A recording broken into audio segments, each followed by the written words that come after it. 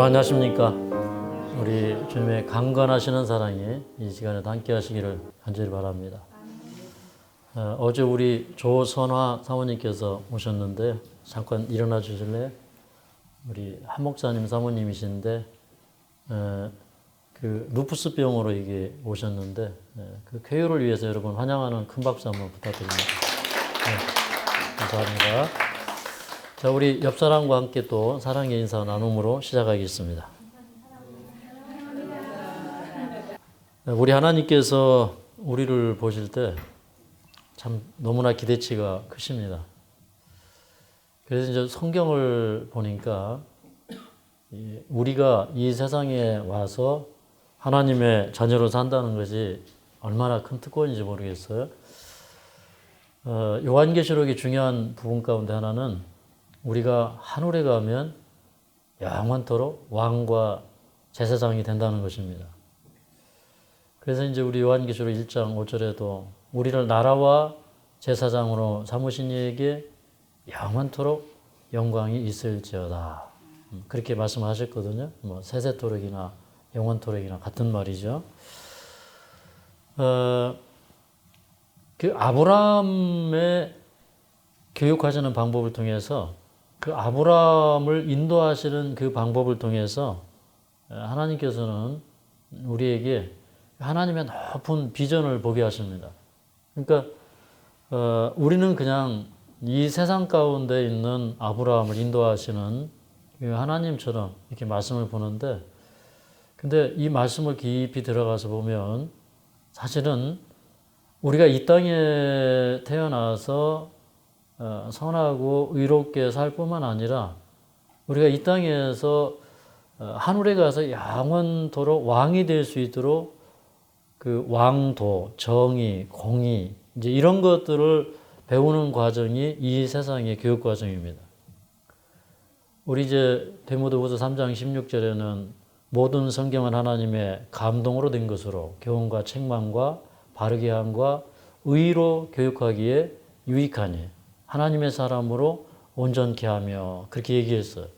그러니까 하나님의 말씀은 의로 교육하기에 유익할 뿐만 아니라 그 베드로전서에 있는 말씀처럼 우리를 이 어두운 가운데서 불러내서 그의 귀한 빛에 들어가게 하신 자라고 이렇게 했는데, 그러면 그분의 귀한 빛에 들어가는 그 경험이 뭐냐면 우리가 그 하늘에 택하신 족속의 왕 같은 제사장들로서 그의 귀한 빛은 사실은 그 셰키나의 그 빛, 그 영광, 그러니까 하나님의 보좌 앞으로 하나님의 보좌에 앉아서 영원토록 왕도로 타는 그 아주 밝은 그 빛 속으로, 그 셰키나의 영광 속으로 우리가 들어가는 것입니다.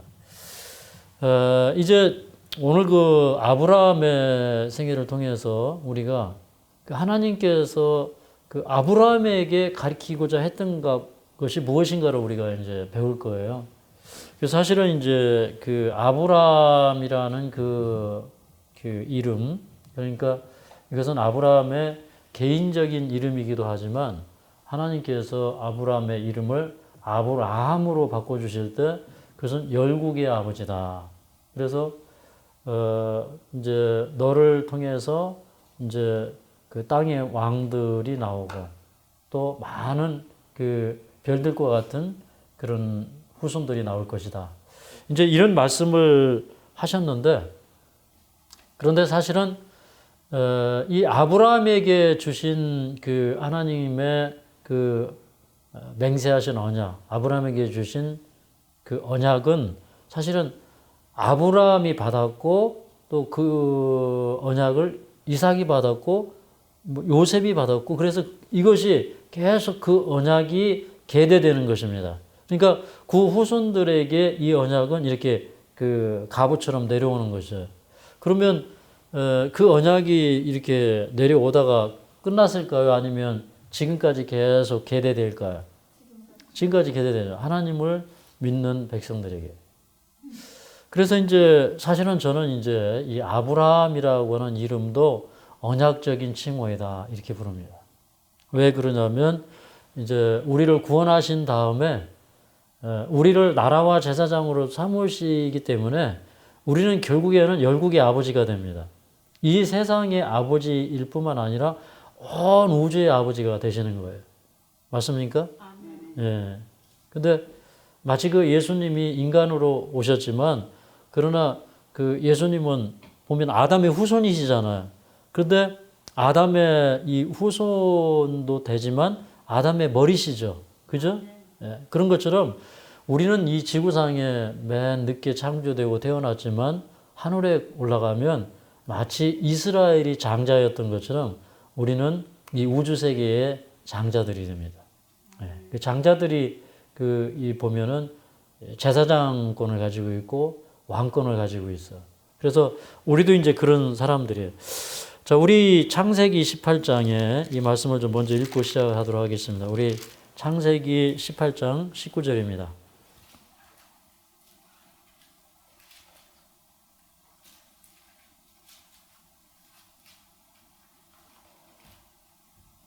함께 읽습니다. 구약성경 21쪽입니다. 시작. 내가 그로 그 자식과 권속에게 명하여 여호와의 도를 지켜 의와 공도를 행하게 하려고 그를 택하였나니 이는 나 여호와가 아브라함에게 대하여 말한 일을 이루려 함이니라. 하나님께서 아브라함을 택하신 이유는 의와 공도를 행하게 하려고 그를 택하였다. 그렇게 얘기했습니다. 그러니까 아브라함은 이 의로운 사람이 되어야 했어요. 그래서 의라고 하는 것은 도덕적으로, 윤리적으로 선한 것입니다. 그래서 원어적으로는 체다카거든요. 이 체다카는 이제 우리 도덕적으로 의롭고 선하고 정말 이웃에게 사랑을 베푸는 그런 사람. 도덕적으로 흠이 없는 사람. 근데 공도를 행하게 하려 함이었다 그랬는데 이 공도는 미시파트. 근데 이게 법정 소송 용어예요. 법정 소송 용어. 이제 우리가 이제 창세기 18장을 이렇게 연구를 하다 보면 그 소돔의 죄악이 크고 심히 중에서 그 소돔에 대한 그 부르짖음이 일어날 때 과연 그것이 그러한가? 그 모든 부르짖음이 그러한가 보려고 그 예수님께서 친히 그것을 판단하려고 오셨어요. 두 천사를 대동하시고. 예.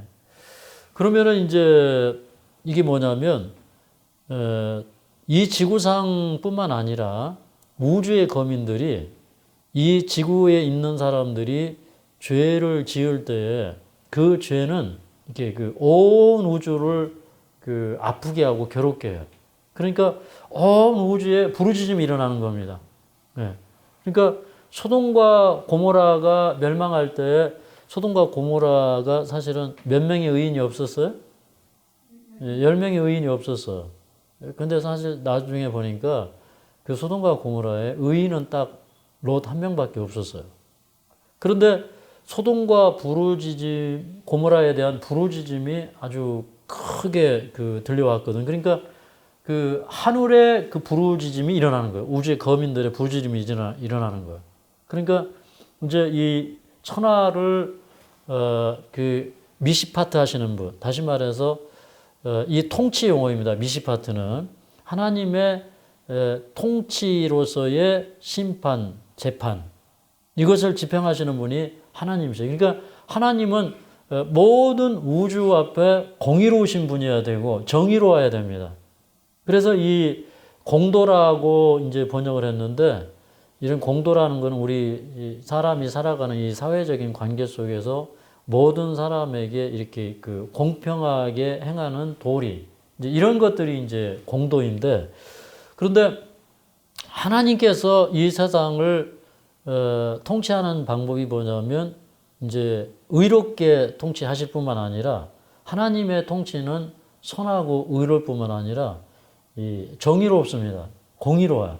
그러니까 하나님의 통치는 모든 이 우주의 거민들에게 정의롭고 공평해야 돼요. 그게 하나님의 심판이고 재판입니다.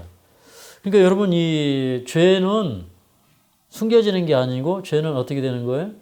이렇게 드러나고 부르짖는 거예요. 그러니까 소돔과 고모라에 대한 그 부르짖음이 심히 크고 아주 심각했어요. 중대했어요. 그래서 이제 소돔과 고모라와 사실은 이제 그 롯이 소알 벨라성으로 도망가지만 원래는 그 벨라성까지도 이 멸망시키려고는 하나님의 계획이었었는데 롯이 이제 그 벨라성으로 도망가는 바람에 이제 그 벨라성을 멸망시키지 못합니다. 이런 게 이제 성경을 잘 읽어보면 나와 있어요. 그래서 이 부분을 우리가 조금 이따 더 한번 살펴보기로 하고요. 그래서 하나님께서 이 아브라함에게 개인적으로 거는 기대는 곧 우리에게 거는 기대예요. 그러니까 우리가 이 세상에 와서 이제 그 참 이 죄 가운데서 구원받을 뿐만 아니라 의롭게 되고 그 다음에 그 아브라함의 생애를 통해서 계속 하나님께서 가리킨 게 뭐냐면 공의로운 하나님. 이 세상을 심판하시는 그분이, 그러니까 미시파트 하시는 그분이, 이제 재판하시는 그분이 하나님의 법정에 소송되어 있는 모든 사건들에 대하여 공의롭고, 그 다음에 이제 하나님의 이 백성들은 이 땅을 살아가면서 나와 가족 간의 관계가 이게 공의로워야 돼요. 나와 사회와 이웃과의 관계가 참 이렇게 공의롭고 정의로워야 돼요. 그래서 우리는 이렇게 공도를 지키는 그런 사람이 되어야 합니다. 공공질서도 지켜야 되죠. 공도를 지키는 그런 사람. 근데 왜 이걸 배워야 되느냐? 참 놀라운 이야기입니다, 이게. 이 성경에서 우리에게 이렇게 깊이 들어가면 우리에게 가르쳐 주는 게 뭐냐면 우리는 이거 배워야 하늘에 가서 뭐가 될 수가 있어요? 왕이 되면 우리는 이 미시파트 해야 되는 사람이에요. 온 우주를 이게 공의롭게, 정의롭게 다스려야 되는 사람들이에요. 그걸 배워야 될까요? 근데 사실은 이제 우리 그 아브라함이 이제 그 창세기 14장에 보니까 이 전 세계적인 그 큰 뭐 성경에 기록된 인류 최초의 이제 세계 대전이 일어났습니다. 그래서 저쪽 그 신할 땅, 지금의 바벨론 지역에 그 엘람 왕 그돌라오메를 위시한 5개국의 연합군대와 그 다음에 여기 이제 소돔과 고모라를 위시한 이제 4개의 제국의 군대가 뭐 제국이라고까지는 할 수 없겠지만 나라의 군대들이 이렇게 그 전쟁을 했어요. 전쟁을 했는데 그 가운데 최후의 승자가 누구였어요? 최후의 승자는 이쪽 편도 아니고 저쪽 편도 아니고 정말 헤브론에서 장막을 치고 오직 하나님께 경배하고 영광을 돌리고자 살았던 그 헤브론에 있던 이 그 시골 생활하던 아브라함이 가가지고 그 전쟁에서 최고의 승자가 됩니다. 그런데 그 아브라함이 그 조카 롯이 사로잡혀 갔다는 소리를 들을 때 그 조카에 대한 사랑이 불릴 듯하고 그래서 가서 이제 조카를 구원하고 그 다음에 이제 그 소돔과 고모라와 그 인근 지역에 있는 포로되었던 백성들을 다 되돌리죠. 그리고 그들이 빼앗겼던 재물까지 다 찾아옵니다. 그런데 그 아브라함의 그 행위가 참으로 공의로워요. 정의로워요. 왜 그러냐면 다른 사람의 그 불행을 취해서 자기의 이득을 취하지 않았어요. 그래서 이제 그 살렘 왕 멜기세덱에게 그 11조 전리품의 10분의 1을 드리고 그 다음에 이제 그 아모리족 속의 세 왕들과 그 군대들에게 그들의 몫을 할당해주고 우리 성경에는 소년들의 몫이라고 그랬죠. 그리고 자기는 시로라기 하나, 신발끈 하나 취하지 않았어요. 그게 뭐냐면 아브라함은 이제 그 하나님의 그 품성을 거기서 드러내는 거예요. 그러니까 아주 모든 그 만민에게 공의롭고 그 다음에 이기심 없고 사심 없고 그래서 참 하나님의 통치는 공의롭다, 정의롭다. 그래서 그 아브라함을 통해서 이제 온 민족이 다 배우는 거예요. 아, 하나님은 저런 분이시구나. 하나님은 저렇게 공의로우신 분이구나. 그걸 배우는 거예요. 맞습니까? 근데 이제 그 아브라함이 이제 그런 믿음으로 하나님을 따라가며 성령에 감동되어서 자기가 행하는 그런 일들을 통해서 그런 하나님의 품성을 배우는 거예요. 그러면 여러분, 이 기록을 왜 했을까요? 아브라함만 배우라고 있을까요? 우리가 배우라고 있을까요? 우리가 배워야 되는 거예요. 왜 그러냐면 우리는 정말로 뭐 아브라함이야 이제 뭐 기원전 한 200년? 뭐 2000년도 더 지나서 이런 있던 지금으로부터 한 4000년도 더 가야 아브라함을 거슬러 올라가야 만날 수 있는데 사실은 우리는 이게 번향이 가까운 하늘 번향 코앞에서 우리는 가데스 바네아 같은 그 가나안 코앞에서 살고 있는 사람들이에요. 그러니까 곧 올라가서 우리는 영원토록 왕노릇하면서 살아야 돼요. 아마 지금 생존한 사람 가운데 우리 주님 오실 때 죽음을 맛보지 않고 하늘로 승천할 사람들이 있을까요? 네, 저는 그런 시대에 우리가 살고 있다고 믿습니다. 그러니까 이 말씀은 사실은 뭐 요엘서에 있는 말씀이 너희는 이 일을 너희 자녀에게 그 자녀는 그 자녀에게 그 자녀는 그 자녀에게 그러면서 후 시대에 고할 것이니라 그렇게 했잖아요. 그러니까 그 요엘서에 주어졌던 그 시대적인 경고가 마지막에는 후 시대에 와서 성취되고 이루어지는 또 후 시대 사람들이 꼭 연구해야 될 하나의 선지서가 되어버린 것처럼 사실은 아브라함에게 주신 그 말씀은 우리 시대에 우리가 살펴보면 굉장히 이게 더 실감나고 이해가 잘 되는 말씀이 되어야 하는 것입니다. 맞습니까? 예. 아브라함을 그렇게 계속 인도하시는 그런 이제 그 섭리들을 우리가 이제 볼 때, 여기 그 창세기 16장 16절과 17장 1절에 있는 말씀을 좀 보겠습니다. 그러니까 아브라함은 정말 의롭고 공도를 행하는 이제 그런 사람이 되어야 해요. 그래서 이제 하나님의 말씀에 또 하나님의 그 명령에 전적으로 순종을 해야 됩니다. 이 공도라고 하는 미시파트는 하나님의 명령, 이제 이런 의미들이 다 있는 것입니다. 근데 사실은 이제 아브라함이 이제 결함이 있어요. 그렇지 못했어요. 여기 창세기 16장 16절 또 17장 1절을 좀 함께 읽도록 하겠습니다. 시작. 하갈이 아브라함에게 이스마엘을 낳을 때 아브라함이 86세였더라. 아브라함이 99세 때 여호와께서 아브라함에게 나타나서 그에게 이르시되 나는 전능한 하나님이라 너는 내 앞에서 행하여 완전하라. 여기 이제 보면 하나님께서 아브라함에게 나는 전능한 하나님이라 너는 내 앞에서 행하여 완전하라. 그러면 아브라함이 완전했다는 거예요? 완전하지 못했다는 거예요? 완전하지 못했다는 것이죠. 그런데 하나님은 아브라함에게 뭐 사람은 다 완전하지 않아. 완전하지 못해도 괜찮아. 이렇게 말씀하신 게 아니고 뭐라고 그랬어요? 너는 내 앞에 행하여 완전하라. 그랬어요. 뭐 우리가 성령의 대언자가 되려면 예수의 증거는 대언의 영이다. 그랬는데 성령의 대언자가 되려면 하나님께서 완전하라고 할까요? 예. 아브라함도 믿음의 조상이 되어야 되고 또 선지자예요. 완전해야 될까요? 예.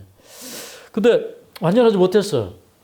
그런데 이제 왜 완전하지 못했느냐? 하나님께서 분명히 여러 번 반복해서 말씀하셨어요. 아브라함의 씨에서 그 자손이 나와야 되고 사라의 몸에서 그 자손이 나와야 됩니다. 근데 그 아브라함이 이제 가나안에 이제 한 10년이 되도록 아이가 없으니까 어떻게 해버렸습니까? 하나님이 할 수 없나 보다. 그러니까 내가 좀 하나님 도와드려야 되겠다. 그래서 여종을 데려다가 잠자리를 갖고 태어났어요. 그게 누구예요? 이스마엘이에요. 그러니까 하나님께서 보실 때 그게 하나님의 방법이 아니에요. 예. 그죠? 그게 의로운 방법이 아니에요. 그게 가정을 지키고 가정 속에서 일부 일처제의 그 하나님의 명령 속에서 그 법규 속에서 규례 속에서 아들을 얻어야 돼요. 그 저는 이제 이걸 보고 이제 아브라함의 나이가 여기 16절에 보면 86세, 그 다음에 17장 1절에 보면 99세 그랬어요. 아브라함이 몇 년을 잃어버렸어요? 13년을 잃어버렸어요. 뭐 잃어버린 30년이라는 노래도 있습니까? 근데 13년을 이제 물론 이 세월 동안에 그 아브라함이 하나님께서 주시지 않은 그런 방법으로 아이를 낳을 때 그 이제 여종 하갈이 이제 이 집안에 이제 아이를 낳은 다음에 그 다음에 여주인을 멸시했어. 그랬죠. 그래서 이제 이 멸시하니까 이제 사례가 그 또 멸시를 또 견디지 못해가지고 또 이렇게 같이 싸우죠. 그렇게 해서 결국에는 이제 도망치다가 하나님께서 다시 집으로 돌아가라고 그래서 이제 이 하갈이 돌아왔어요. 근데 이제 뭐 그러고 나서 이제 그 집안에 뭐 이스마엘이 이제 13세가 되고 그다음에 이제 여기 보면은 이제 아브라함이 그때가 되어서 이제 99세가 되어서 하나님께서 아이를 주시겠다고 약속을 하시고 100세가 되어서 이제 아이를 낳았어. 근데 이 아이가 이제 이렇게 이 청년으로 이렇게 성장을 하면서 그 이삭을 낳았는데 그 이삭이 태어날 때에 이 이스마엘이 이삭을 뭐 했다 그랬어요? 희롱했다 그랬어. 아주 조롱하고 아주 참 멸시하고 이제 이렇게 하는 것이죠. 그래서 사실은 이제 자기가 뿌린 씨에 대하여 그 결과를 거두면서 아브라함은 깨닫는 거예요.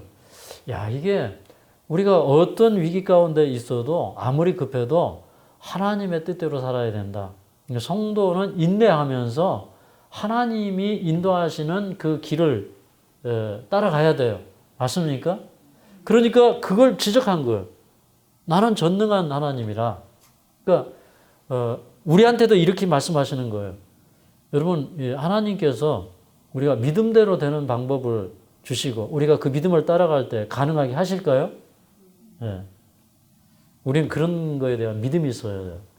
여러분, 치료 방법도 두 가지 방법이 있죠. 네. 여러분은 하나님께서 주시는 치료 방법을 선택했어요. 그러면 이 방법 속에서 우리는 전능하신 하나님을 만나야 됩니다. 네. 그 하나님은 그걸 이루실 수가 있어요.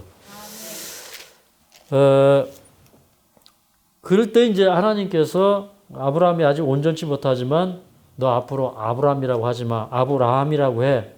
그럴 때 이제 하나님께서 또 뭐라고 하냐면 너 이제 할례를 행하라.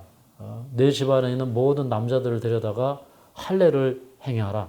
그건 뭐냐면 하나님께서 이 아브라함이 다른 여자를 취해가지고 사실은 아들을 낳은 것에 대한 책망이기도 해요. 그죠? 너 이제 양피를 베고 너 이제 함부로 그렇게 하지 말아라. 이런 하나님의 말씀이 거기 들어있는 겁니다. 그리고 할례는 이방인하고도 결혼하면 안 되지만 일부 다처제를 해도 안 되는 거예요. 맞습니까? 그래서 이제 아브라함과 이 이스라엘 남자들이 할례를 서약한 건 뭐예요? 정말 하나님의 방법대로 참 이 성결의 미를 배우고 이 가정의 순결을 지키고 이러면서 하나님의 백성대로 살겠다고 하는 하나의 서약인 것입니다. 뭐 우상 숭배를 하지 않겠다. 또 이방 민족과 결혼하지 않겠다. 이런 모든 다짐이 할례로 나타나는 것입니다. 그리고 이제 그 아내의 이름도 사례라고 하지 말고 사라라고 해라. 원래 이제 왕비라는 이름을 이제 영국의 어머니라는 뜻으로 이제 바꿔줍니다. 근데 이런 하나님의 지고한 뜻을 아브라함이 처음에 알아들었을까요? 못 알아들었을까요? 못 알아들었어요. 그래서 17절에 보니까 여기 17장 17절에 보니까 아브라함이 웃으면서 100세 된 사람이 어떻게 자식을 낳을 수 있습니까? 이스마엘이나 하나님 앞에 살기를 원하나이다. 그렇게 얘기했어요. 그런데 하나님께서는 아니다. 내가 너에게 아들을 줄 텐데 19절에 보니까 그 아들 이름을 이삭이라고 해라 이렇게 꼭 집어서 얘기해요. 그러니까 이삭이 대원할 것이다 이 말이에요. 내가 그와 내 언약을 세우리라. 내가 그렇게 이제 하나님께서 그렇게 얘기를 하십니다. 그러니까 이 언약, 아브라함에게 주신 언약이 이삭에게 반복이 되고 이삭에게 주었던 언약이 야곱에게, 그 다음에 또 요셉에게, 그리고 그것이 계속해서 우리에게 이제 전해져 내려오는 것입니다. 그때에 이제 이 아브라함이 그렇게 꼭 집어서 얘기할 때 이제 이해가 된 거예요. 그래서 이제 모든 남자들 다 데려다가 할례를 행했어요. 근데 이제 비록 아브라함이 참 이렇게 이 부족하고 온전치 못했지만 그러나 할례를 행한 다음에 그 아브라함이 믿음이 새롭게 이제 회복이 되면서 그 아브라함은 참 모든 사람들이 볼 때 야, 아브라함의 품성은 참 대단하다. 참 저 사람은 참 공의로운 사람이다. 저 사람은 의롭고 공의로운 사람이다. 그래서 의와 공도를 행하는 사람이다. 이런 그 교훈을 얻게 돼요. 왜 그러냐면 여러분 이 미시파트, 이 공도라고 하는 거는 의로울 뿐만 아니라 내가 다른 사람의 관계에 있어서 내가 해야 될 도리를 행하는 것입니다. 그래야 우리가 하늘에 갈 때 우리가 이 왕이 될 수 있어요. 맞습니까? 그래 우리가 재판장이 될 수가 있어요. 근데 이제 이 18장의 사건은 아주 참 하나님께 아브라함이 특별히 총애를 얻는 사건으로 이제 기록을 하고 있는데 그 아브라함이 이제 그 헤브론 옆에 마므리 상수리 숲을 근처에 이제 이렇게 집을 짓고 이렇게 살 때 하루는 장막문에 이렇게 앉아 있는데 때는 이제 그 오정, 뭐 정오하고 똑같은 말이죠. 이제 점심때가 되어서 이렇게 밖을 내다보고 있는데 저쪽에 이렇게 행인 3명이 이렇게 오더니 무슨 얘기를 하더니 다시 어디로 이렇게 가려고 그러니까 아브라함이 아주 급히 뛰어갔어. 여기 18장 2절에 보면 보자 곧 아브라함이 달려나가서 영접하고 몸을 땅에 굽혔다 그렇게 얘기하고 있어. 그러니까 이 아브라함의 이 성품 가운데 참 아브라함의 훌륭한 그 성품은 뭐냐면 그 이웃에게 또 나그네에게 이렇게 잘해. 그러니까 그 나그네가 이렇게 지나갈 때 급히 달려나가서 이렇게 몸을 굽혀 그러니까 그 예의를 다하여 아주 참 귀빈을 예우하는 것처럼 그런 그 예우를 다하는 것입니다. 그러면서 몸을 굽혀서 하는 얘기가 내 주여 내가 주께 은혜를 입었사오면 원컨대 종을 떠나 지나가지 마옵소서. 저는 이 모습에 굉장히 큰 감동을 받았어요. 그러니까 참 보통 사람들은요 가난한 사람이 와가지고 밥 달라고 그러면 무슨 생각이 들까요? 좀 어떻게 해가지고 저 사람 빨리 쫓아내야지, 그죠? 근데 저는 이제 어릴 때에 이제 우리는 이제 어릴 때 이제 그 어머니 아버지가 원래는 이제 기독교인이에요. 그런데 이제 이렇게 절에서 이제 스님들이 와가지고 이렇게 목탁을 두드리시잖아요. 그러면 그 먹고 살기 힘든데도 그렇게 쌀을 퍼다가 이렇게 드려요. 그리고 이제 이렇게 구걸하시는 분들이 오잖아요. 그러면 이렇게 음식도 갖다 주고 밥도 갖다 주고. 근데 저희뿐만 아니라 옛날 시골 동네는 참 그런 분들이 참 많았어요. 그죠? 근데 그런 분들이 오면 이렇게 문전박대하는 분들이 없어요. 다 뭐라도 그냥 찬밥덩이라도 좀 갖다 주고 다 이렇게. 근데 이제 지금은 이제 그런 사람들이 오면 사람들이 굉장히 싫어합니다. 그죠? 그리고 막 이렇게 멸시하고 막 그래요. 근데 이제 아브라함은 가가지고 내가 주께 은혜를 입었사하면 종을 떠나 지나가지 마옵소서. 그렇게 얘기해요. 사실 그때 당시에 이제 주라고 하는 것은 종이 상전을 부를 때 주라고 합니다. 또 하나님을 부를 때도 이제 주라고 그랬어요. 근데 그때 이 세 사람이 그냥 이렇게 행인처럼 길을 지나가는 그냥 남루한 행인처럼 왔어요. 그러니까 어떻게 보면 이렇게 목마르고 배고픈 그런 지친 나그네로 온 것이에요. 그러니까 그 아브라함이 이제 뭐 그런 걸 떠나서 이제 그 사람들을 대할 때, 야, 이게 사람을 볼 때 우리가 그 사람을 그렇게 소중하게 여긴다는 거는 이거는 복음이 아니면 불가능합니다. 그죠? 우리가 이제 이 요양원을 하다 보면 많은 분들이 오셔요. 근데 그 사람들이 한 분 한 분 올 때마다, 야, 이번에는 하나님께서 이분을 어떻게 보내셨을까? 왜 보내셨을까? 막 그런 기대감이 막 생겨요. 한 분 한 분을 이렇게 볼 때마다. 근데 그 아브라함은요, 그러니까 사람을 통해서 하나님의 역사가 이루어지는 거예요. 그거 우리가 믿어야 됩니다. 아멘입니까? 아멘. 내 주변에 있는 사람들은 내 짐덩어리예요. 내가 은혜 입는 사람들이에요. 제가 이제 결혼해가지고 이렇게 처갓집에서 이렇게 살다 보니까 이게 막 다 짐덩어리로 느껴지는 거예요. 예. 제가 이제 이렇게 결혼해서 이렇게 와보니까 또 장인어른 돌아가시고 혼자 살고 또 그 다음에 뭐 다 이렇게 집사람 형제들이 아직도 이렇게 좀 어리고 이제 이런 때 이제 들었는데 어느 날 갑자기 이게 막 짐으로 느껴지는 거야. 근데 세월을 이렇게 살다 보니까 짐이 아니라 지금은 다 이렇게 기둥 같은 존재들이에요. 우리 뭐 장모님이나 우리 처남이나 전부 저를 돕고 저를 이렇게 서포트하고 이제 도와주는 그런 사람들이에요. 그러니까 이제 우리가 주님 안에서 인생은요, 참 이 해석의 차이고 해석의 능력의 차이고 인생이 성숙한다는 것은 내 주변에 있는 사람들을 짐으로 여기지 않고 다 은혜로 여긴다는 거예요. 아멘입니까? 그 아브라함이 그걸 느꼈단 말이에요.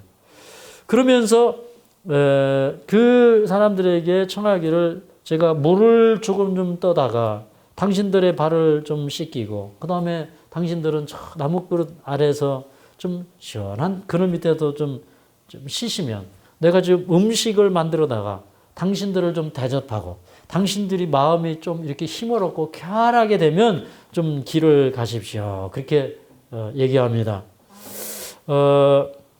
그랬더니 이 손님들이 조금 좀 거만해요. 내 말대로 그리하라. 18장 5절에 보면 내 말대로 그리하라. 그랬더니 이제 아브라함이 이제 우리는 그러면 어떻게 할까요? 비유가 확상해가지고 마음이 변할 거예요. 그죠? 근데 이제 아브라함이 여기 6절에 보니까 급히 장막에 들어가. 여보. 우리 손님이 왔는데 빨리 떡을 좀 하십시오. 그래서 이제 고운 가루 새 스아를 이제 내어주고 이제 떡을 하게 합니다. 뭐 한 2리터 가까이 되는 그런 양이에요. 그러니까 아주 푸짐하게 떡도 푸짐하게 합니다. 그 다음에 이제 또 7절에 보면 아브라함이 짐승떼에 달려가서 기름지고 좋은 송아지를 취하여서 하인들에게 주면서 급히 요리하라 그래요. 그 아브라함이 막 속히 아내에게 요리하라 그러고 자기 막 달려가 가지고 하인들에게 송아지 갖다 주고 그러니까 부드러운 고기를 손님들이 질길까 봐 부드러운 고기, 좋은 고기 드리려고 급히 요리하라 그래요. 왜 그랬을까요? 손님들이 뭐 할까 봐? 시장할까 봐. 그리고 이제 여기 이제 8절에 보니까 요리는 아내가 하고 하인들이 했는데 서빙은 아브라함이 하는 거예요. 아브라함이 버터와 우유를 가져오고 이제 송아지 요리, 뭐 떡 요리 그 갖다가 이제 딱 상을 펴고 진설을 해서 놓고 그 다음에 8절에 보니까 아브라함이 웨이터 하고 있어요. 옆에서 딱 정중하게 나무 아래 모셔 서 있어요. 그분들을 모시고 옆에서 이렇게 딱 서 있습니다. 야, 이걸 보면 아브라함이 어떤 사람이에요? 아브라함은 요즘 이런 사람들 보면 조금 속 빈 사람? 맞습니까? 아유, 우리 아브라함이 저보다 비교가 안 되죠. 근데 이제 그 옆에 가서 이렇게 탁 모셔 서 있는 거예요. 그러니까 이 감동이 되겠습니까? 예. 근데 이게 이제 그 아브라함이 그렇게 했던 것은 이것은 제가 볼 때는요. 이거를 읽는 모든 독자들에게 감동을 주지만 온 하늘에게 감동을 주는 거예요. 이 지금 그 가운데 세 사람 가운데 한 분은 여호와이신 예수님 자신이시고 두 사람은 천사예요. 근데 지금 그게 남루한 모습으로 온 것입니다. 근데 이제 그 아브라함이 그렇게 대접하는 걸 보면서 이제 그 여기 보면 그 예수님이 말씀을 하시죠. 여기 10절에 그가 가라사대 기한이 이를 때 내가 정령되기로 돌아오리니 내 아내 사라에게 아들이 있으리라. 근데 이 얘기를 이렇게 장막문 뒤에 그 숨어서 이렇게 듣고 있던 사라가 속으로 웃었다고 그랬죠. 아이고 나는 늙고 벌써 생리도 끊어졌는데 우리 남편도 늙었는데 이 나이에 무슨 애를 낳는다고 하고 이제 웃었어요. 그때 이제 14절에 여호와께 능치 못할 일이 있겠느냐 이렇게 말씀하시죠. 그러면서 이제 그 아들을 주겠다고 약속을 하고요. 그 다음에 이제 이 세 명의 나그네가 드디어 이제 집에서 나왔습니다. 나오고 그 다음에 이제 두 명은 소돔과 고모라로 가고 그 다음에 이제 한 분이 남았어요. 예수님이 남았어요. 근데 이렇게 전송하러 나갈 때 그러니까 잠깐의 만남이지만 참 아브라함은 그새 정들었어요. 그죠? 그 세 사람과 정이 들어서 이제 전송하러 나갔습니다. 그때 이제 여기 18장 7절에 보면 이렇게 얘기합니다. 한번 읽어볼까요? 시작. 여호와께서 가라사대 나의 하려는 것을 아브라함에게 숨기겠느냐. 참 아름다운 말씀이죠. 그러니까 하나님께서는요, 아브라함이 할례를 받은 이후에 참 아브라함이 하나님 앞에 참 온전한 믿음으로 다시 섰을 때 그 아브라함을 친구처럼 대했어. 그러니까 아브라함은 천사와도 대화를 하고 하나님과도 대화를 한 거죠. 그렇습니까? 그 친구끼리는 비밀이 없어요. 그러면서 18절 19절에 이렇게 얘기합니다. 아브라함은 강대한 나라가 되고 천한 만민은 그를 인하여 복을 받게 될 것이 아니냐. 내가 그로 그 자식과 건석에게 명하여 여호와의 도를 지켜 의와 공도를 행하게 하려고 그를 택하였나니 이는 나 여호와가 아브라함에게 대하여 말한 일을 이루려 함이니라. 그 아브라함의 믿음을 따라가는 사람들이 다 복을 누리죠. 그래서 이제 그 복의 근원이 되는 것입니다. 그뿐만 아니라 아브라함에 대한 하나님의 계획은 뭐냐면 강대한 나라. 그래서 천한 만민이 복을 얻게 하는 그런 나라를 만들고 싶은데 여러분 이 나라가 이 땅에서 실현될까요? 하늘에 가서 실현될까요? 하늘에 가서 실현돼요. 이 땅에서 이거 성취되기 다 틀렸어요. 그죠? 이스라엘은 그렇게 될 것 같지가 않아. 하늘에 가서 성취되는 것입니다. 그런데 이제 그러면 그 아브라함이 정말 그렇게 의롭게 그 손님들이 올 때 정말 의롭게 선하게 대했죠. 그 다음에 그 이웃 관계, 뭐 이렇게 핵인들, 나그네 이런 거에 대해서 또 그 다음에 자기가 큰 전쟁에서 싸우고 돌아왔을 때 그 이제 주변의 그 민족들에게 하는 그런 방법이 사실은 공의로워요. 그죠? 이 하나님께서 세상을 통치하실 때 그 하나님의 통치하시는 그 행위와 닮았어요. 그죠? 그런데 이제 아브라함에게 야, 우리 사이 비밀이 없다. 내가 앞으로 큰 계획을 가지고 있는데 그건 말이야. 네가 나를 배워서 하늘에 올라와서 영원토록 왕노릇해야 하는 것이야. 그래서 내가 너를 좀 교훈하려고 내가 왔어. 이런 얘기예요. 그래서 이제 이런 얘기를 합니다. 야, 지금 아브라함아 저 소돔과 고모라의 부르짖음이 크고 그 죄악이 심히 중하다. 이렇게 얘기를 해요. 그러니까 하나님의 입장에서 지금 하나님의 입장을 설명을 하는 거예요. 지금 소돔과 고모라가 이게 뭐 소돔과 고모라는 뭐 동성 영예뿐만 아니라 뭐 우상 숭배, 그다음에 그 소돔과 고모라가 멸망하기 전에는 그 여호와의 동산처럼 아름다웠다 그랬거든요. 그러니까 얼마나 아름다웠을 거예요. 사람들이 풍부한 산물을 통해서 이제 이 태평을 누리고 시간이 많으니까 시간 많은 그 활동을 통해서 또 이렇게 죄를 만들어내고 우상을 만들어내고 그렇게 했다 이 말입니다. 그러니까 그 부르짖음이 하늘에 계속 상달되는 거예요. 그러니까 그 소돔과 고모라를 보면서 이 우주가 참 괴로운 거예요. 그러니까 저는 이제 이 부르짖음이 과연 누가 부르짖었을까? 물론 이제 죄 자체도 부르짖는다는 표현이 있어요. 그렇죠? 그래서 그 가인이 아벨을 쳐서 죽였을 때 땅이 그 핏소리가 호소한다고 그랬죠.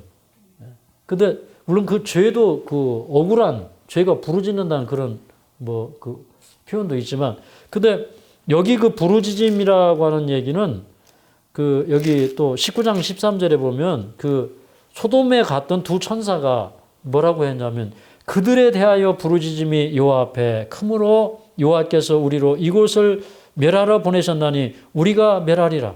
그러니까 그들에 대하여 부르짖음이 일어났다는 것은 그 우주에 부르짖음이 일어난 거예요.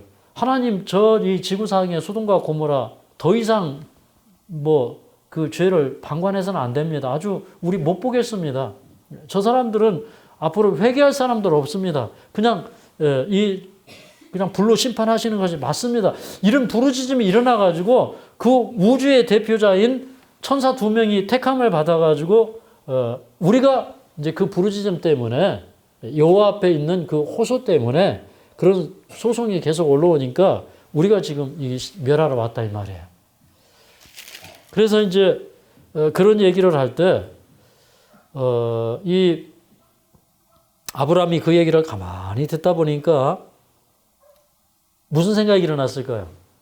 아브라함이 이제 이렇게 이제 항변합니다. 22절부터 25절까지 보면 하나님이 의인을 악인과 함께 멸하시렵니까? 또 그 다음에 25절에 보면 의인을 악인과 함께 죽이심은 불가합니다. 또 의인과 악인을 균등히 하심도 불가합니다. 심판하시는 이가 공의로 행하실 것이 아니니까. 이렇게 얘기를 해요. 그러면 하나님의 통치는 이 모든 조건을 충족시켜야 할까요? 맞습니까? 우리 하나님 품성 너무 많이 오해하죠. 어떤 사람은 하나님께서 구원하시기로 택하셨고 어떤 사람은 멸망하시기로 택하셨을까요? 저는 그렇지 않다고 봅니다. 하나님은 모든 사람을 다 구원하기로 작정하셨어요. 그게 하나님의 예정하심이에요. 예정하셨으니까 이 땅에 오게 하셨죠. 누구는 멸망하려고 선택한 게 아니에요. 그런 건 하나님의 공의에 맞잖아요.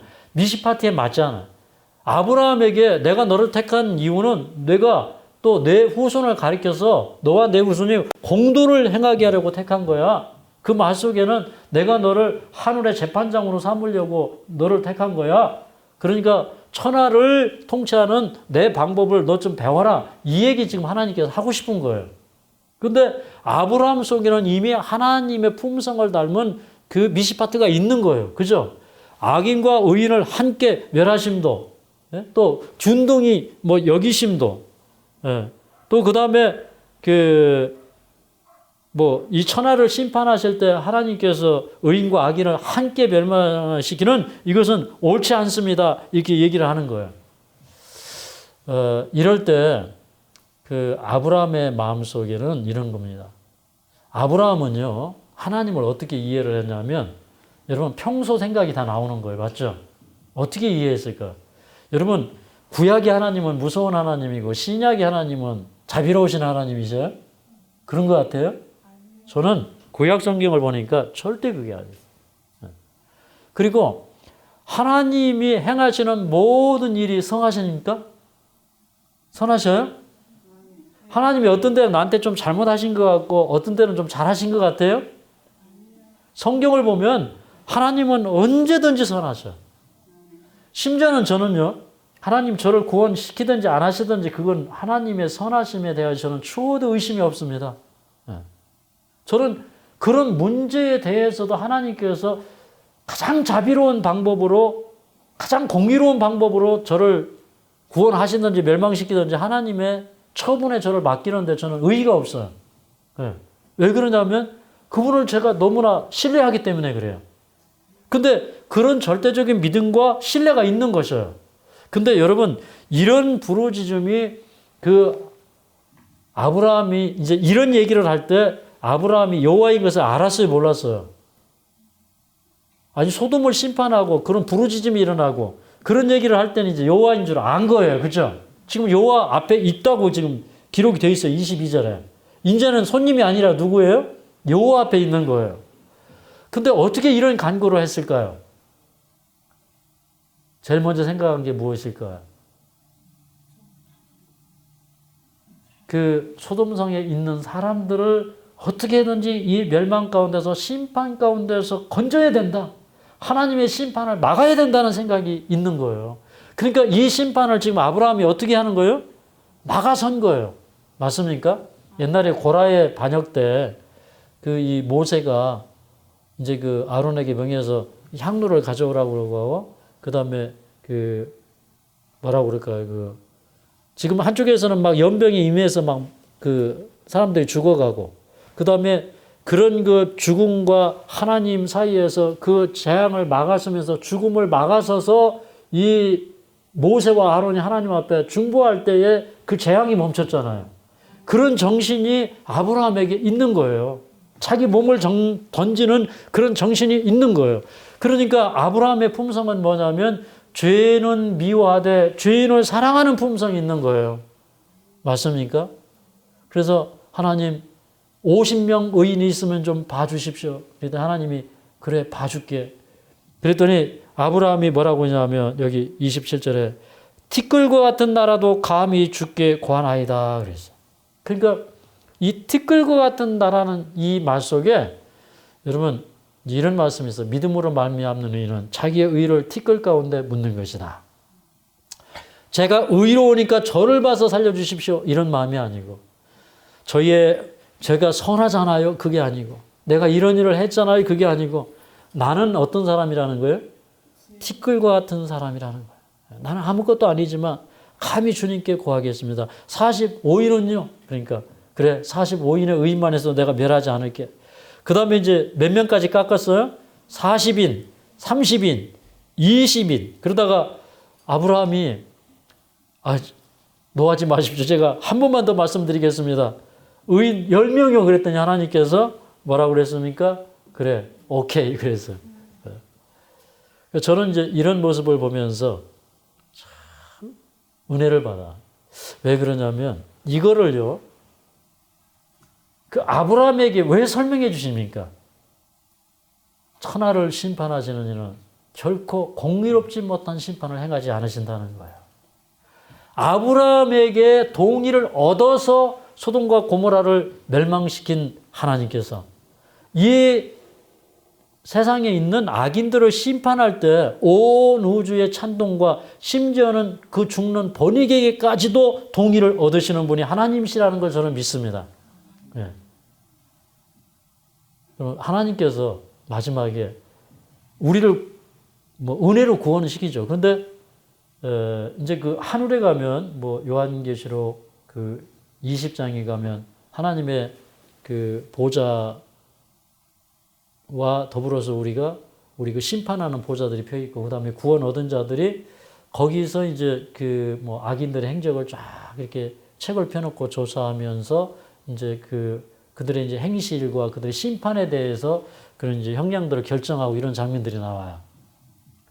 그런데 그러니까 또 그다음에 우리 다니엘서 7장에 보면 그 하나님의 보좌가 있고 그 보좌에 계신 분이 이렇게 그 눈처럼 이렇게 그 희고 그 옷이 희고 그다음에 모양새는 불꽃 같고 그다음에 그 보좌에서 불이 강처럼 흘러나오고 그다음에 거기에 뭐가 펴져 있어요?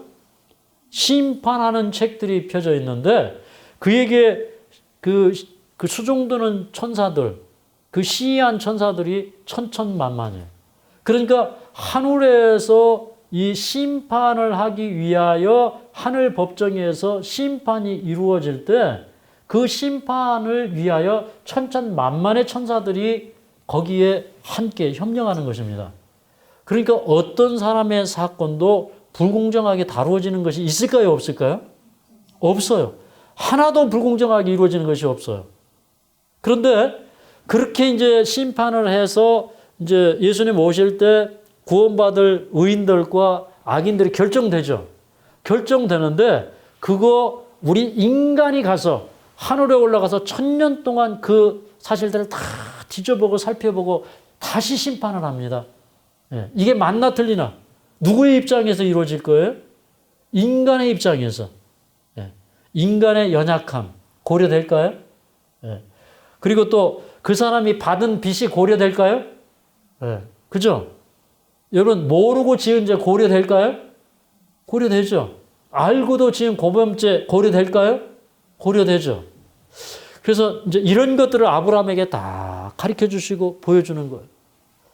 저는 이제 이 부분을 제가 깨달으면서 참 우리 하나님 멋지시다. 그러니까 우리는 이 땅에서 이렇게 교육받는 게 하나님이 우리를 교육시킬 때는 유치원생 교육시키는 거랑 똑같아요. 맞죠? 그런데 우리는 보통 사람들이 아니에요. 우리는 왕족이에요. 맞죠? 하늘의 천사들이 볼 때 히브리서 1장에 보면은 구원 얻을 자를 섬기라고 그 천사들이 그 명령을 받고 이 땅에 사자들로 온다고 그랬거든요.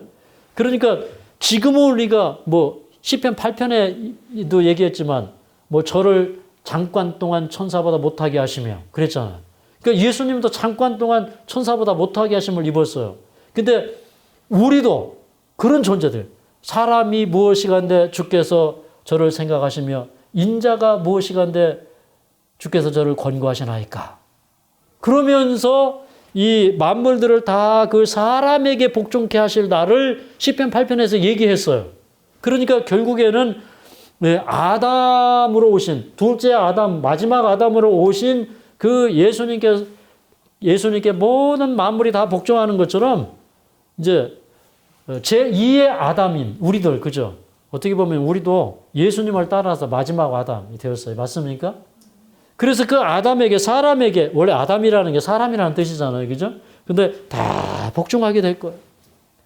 근데 저는 이런 그 성경의 그 가르침과 교훈을 보면서, 야, 하나님의 세계는 참 아름답다. 하나님은 참 지고하신 분이고, 인간을 향하신 주님의 뜻은 참으로 지고하다. 이런 것을 배우게 됩니다.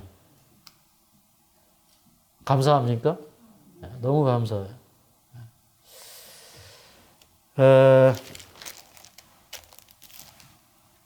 이제 아브라함은 계속 그들을 구원하기 위하여 기도하고 있고, 그 다음에 이제 두 천사는 소돔으로 갔어요. 근데 이제 해가 질 때, 그러니까 이제 해가 떨어져도 어두워 갈 때, 이제 두 천사가 행인의 모습으로 그 소돔에 갔는데, 이 소돔 사람들이 이제 저쪽 다른 지방에서 이제 뭐 아라비아 상인들도 들어오고, 이제 뭐 이 낙타를 타고 수많은 금은 보화가 들어오고, 이제 장사꾼들이 그 부유한 이제 소돔성에 들어오고, 이제 나그네들이 들어오죠. 그러면은 소돔 사람들은 이렇게 성문 밖에 나가서 그런 사람들이 오면은 이렇게 이제 사교거리를 찾는 거예요. 게이들이 있어가지고. 그런데 이제 그런 걸 예방하기 위해서 롯은 밖에 나가서 그런 사람들을 만나면 자기 집에 데려다가 지극정성으로 대접하고 예우를 하는 거예요. 이거 누구한테 배운 거예요? 아브라함한테 배운 거예요.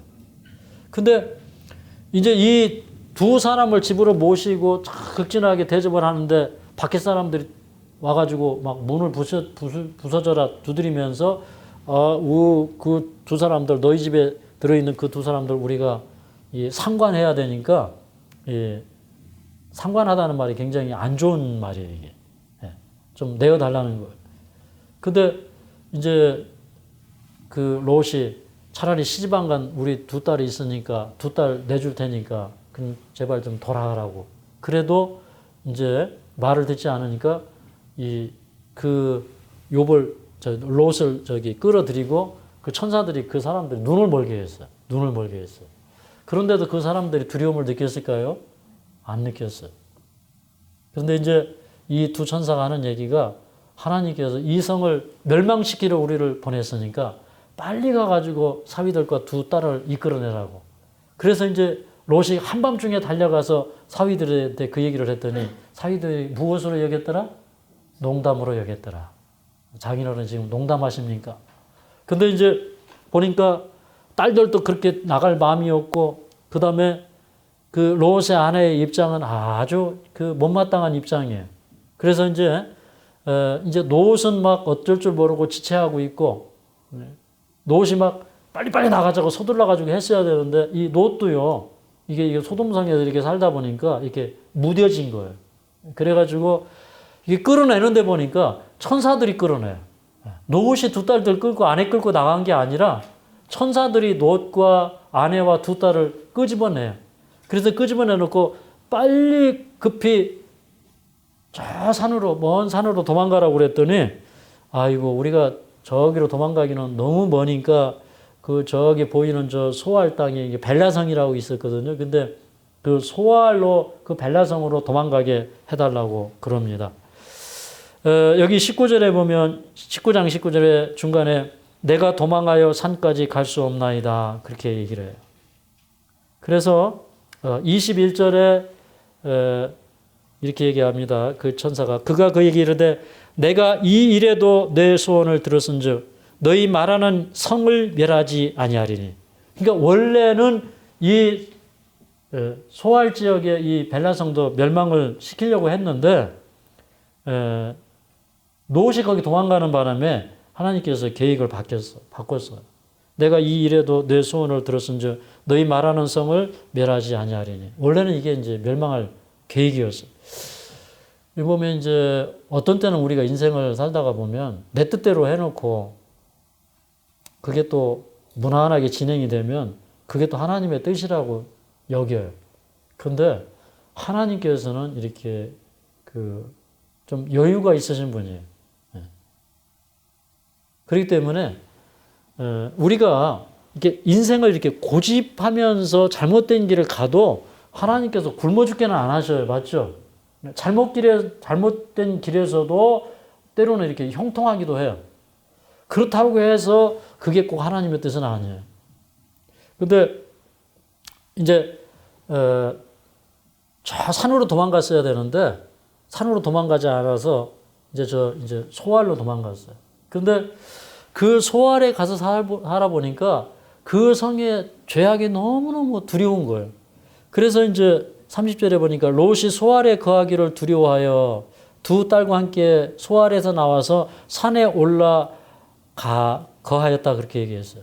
산에 올라가서 이렇게 굴 속에 들어가서 살았어요. 근데 이제 그 굴 속에 들어가서 이렇게 살다가 보니까 또 어떤 문제가 생겼어요? 두 딸들이 가만히 생각해보니까 아버지 대를 이어야 되는데 대를 이을 방법이 없으니까 아버지 술 마시고 거기 동침을 해버렸어요. 그러니까 이게 롯이 이렇게 점점점 이렇게 세상의 부를 쫓아서 갔어요. 그죠? 그래서 아브라함을 떠나서 점점점 소돔성으로 가고 할 때 부를 따라가다 보니까 결국에 이렇게 굉장히 참담한 현실까지 간 거예요. 그렇습니까? 예. 그리고 이제 자기 그 아내는 이제 그 천사들이 도망칠 때 뭐라고 했냐면 그 뒤를 돌아보지 말고 아주 도망치라 그랬거든요. 이제 급히 도망쳐야 했어요. 근데 뒤를 보지 말라고 했는데 뒤를 돌아다봤어요. 무엇 때문에요? 재산 때문에, 미련 때문에. 그죠? 그래서 우리는 이 미련을 갖지 말아야 돼요. 미련을. 롯이 만약에 그 상황을 굉장히 긴박하게 생각을 하고 서둘러서 그 아내를 데리고 도망쳤더라면 아마 자기 아내는 소금기둥이 되지 않았을 거예요. 근데 이렇게 주저주저 했기 때문에 아내도 이제 그렇게 되고, 그 다음에 그 아내가 이제 이런 생각을 한 거예요. 그 소돔산에서 대저택을 짓고 이렇게 이렇게 예술품들, 조각품들, 금은보화 집에다 잔뜩 싸놓고 살다 보니까 무슨 생각이 들어요? 이거 내가 어떻게 고생해가지고 어떻게 모은 건데 이런 생각이 드는 거예요. 그것을 도저히 못 놓는 거예요. 그래서 몸은 나왔는데 마음은 그 보물단지에 달라붙어 있는 거예요. 그래서 구원할 수가 없었어. 맞습니까? 네. 아마 우리가 이 땅에서 변화되지 않으면 하늘에 데려다 놔도 마음이 땅에 달라붙어 있어가지고 못 살 거예요. 맞습니까? 그래서 저는 이제 이 말씀을 보면서 참 우리가 지금은 이런 시대에 살고 있어요. 지금은 소돔에서 도망치라는 기별이 우리에게 들려오는 시대입니다. 이 기별을 조금 더 해석을 하면 이 산으로 도망가라는 얘기는 누가복음 21장 20절에 보면 예루살렘이 그 멸망할 때 그 멸망에 가증한 것, 다시 말해서 이교 로마가 그 예루살렘을 에워싸면 그 성 안에 있는 자들은 산으로 도망가라고 그랬어요. 산으로. 시골로 가라 이 말이에요. 지금은 그런 시대에 살아요, 우리가. 맞습니까? 우한에서 지금 뭐 그 폐렴이 일어나가지고 코로나 바이러스가 지금 뭐 아주 굉장한 속도로 하루 저녁 자고 일어나면 몇 배씩 늘어나는 것 같아요. 그죠? 네. 그러고 있는데 이게 이제 뭐 언제까지 갈는지 모르겠습니다. 그래서 대도시 안에는 질병이 있고 죄악이 창궐하고 그러기 때문에 도망가라는 거예요. 그 소돔과 고모라가 이 멸망할 때 그 유황과 불이 비처럼 쏟아졌어요. 그래서 아브라함이 저 멀리서 보니까 이렇게 막 영광로 속에서 이렇게 그 연기가 이렇게 옹기침처럼 막 올라오는 것을 보게 되었는데, 그러니까 소돔과 고모라가 그냥 영영한 불에 들어가 버린 거예요. 맞습니까? 결과적으로 영원한 그런 불에 들어가게 된 것입니다. 저는 이제 이런 부분을 보면서 우리도 아브라함처럼 공의롭게 살아야 된다. 그래서 그런 멸망하는 세상 가운데 있는 게 아니라 참 앞으로 하늘에 가서 왕이 될 우리가 정말 의롭고 선하게 살고, 그 다음에 이 세상에 이렇게 미련을 가지고 들러붙어서 사는 게 아니라 정말 그 의인과 악인은 뚜렷한 분리가 있어야 돼요. 아브라함은 소돔으로 간 게 아니라 오히려 그 소돔을 피해가지고 이쪽으로 왔어요. 저 헤브론으로 유대 산지로 들어갔어. 이 사이에 건너서 이쪽에 소돔이 멸망하는 거죠. 근데 저 위쪽에 살던 아브라함이 조카를 저 동편으로 보내고 자기는 이렇게 유대 산지를 따라서 밑에 유대 산지의 밑자락에 와서 살았어. 그래서 우리는 이제 왜 자꾸 이렇게 소돔 가운데 빠지냐면 마치 이렇게 늪에 한 발을 집어넣으면 늪이 자꾸 발을 빨아들여요. 맞죠? 조금 먹고 살라고 뭐 자판만하게 벌려놨다가 이게 자꾸 커지고 하다 보면 거기서 빼도 박도 못하고 그렇게 사는 거예요. 그래서 우리 그 생활 속에서 우리도 참 고쳐야 될 게 너무 많잖아. 그죠?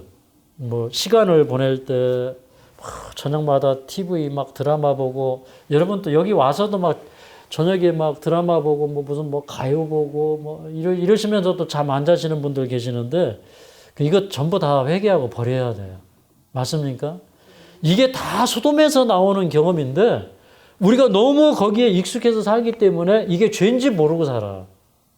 근데 그거 우리 다 그런 행습들 다 돌아보면서 하늘에 올라가서 우리가 살아야 될, 왕노릇하면서 살아야 되기 때문에 우리는 의와 공도를 행하고 하늘이 볼 때도 이 사람 참 의롭다, 이 사람 참 자격 있다, 이런 사람이 되어야 되겠습니다. 말씀을 마치겠습니다. 옥에 그는 강림하사 찬송하게 하소서. 한량없이 자비하시 진양할 길 없도다. 천사들의 찬송가로 나를 가르치소서. 그서 가신 그 사랑을 항상 찬송합니다. 주의 크신 도움받아 이때까지 왔으니 이와 같이 천국에도 이르기를 바라네.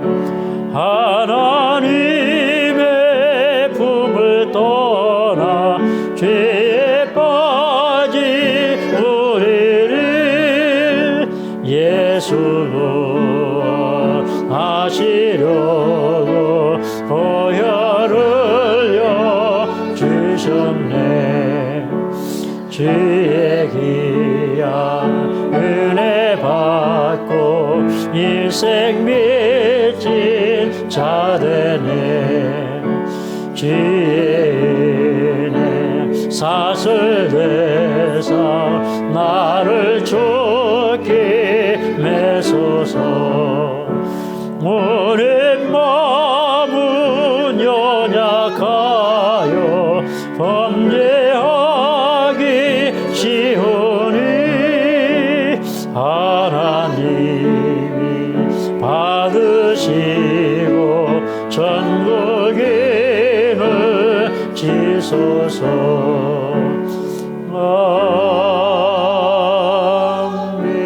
아멘.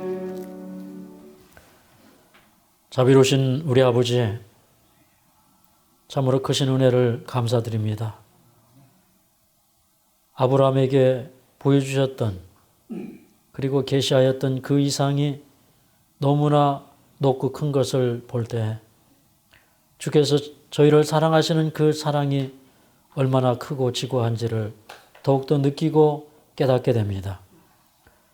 저희들 이 세상을 살아가면서 하나님 보시기에 의와 정의를 행할 수 있는 하나님 백성 되기를 원합니다. 나는 전능한 하나님이라. 너는 내 앞에서 행하여 완전하라고 하셨던 우리 하나님. 우리는 오직 하나님의 명령과 뜻을 따라서 그 전능하신 하나님이 우리의 능력이 되어주시고 우리의 모든 것을 이루시며 완성시키는 경험을 하면서 살기를 원합니다.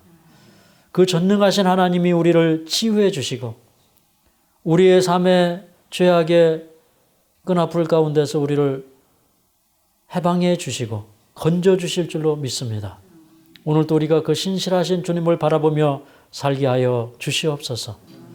아브라함이 그 생애를 통해서 느리게 배운 그 경험을 저희가 배우기를 원합니다. 그 아브라함이 참으로 남에게 대접을 받고자 하는 대로 남을 대접했던 그 품성을 저희가 배우기를 원합니다. 오늘 하루도 우리가 주님과 동행하도록 축복하여 주시옵소서. 예수님의 귀하신 이름으로 간절히 기도하옵나이다.